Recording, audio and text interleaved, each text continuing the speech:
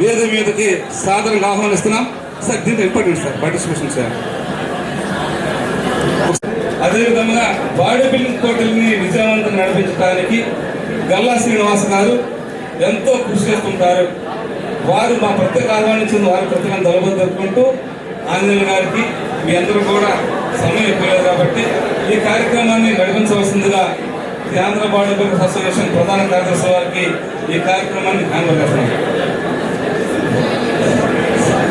నిబంధనల ప్రకారం ఏ విధంగా అయితే భగవంతుని యొక్క పూజ చేసి దీపం వెలికి ప్రారంభిస్తామో క్రీడాకారులందరికీ గుర్తుగా ఒలింపిక్ క్రీడాజ్యోతిని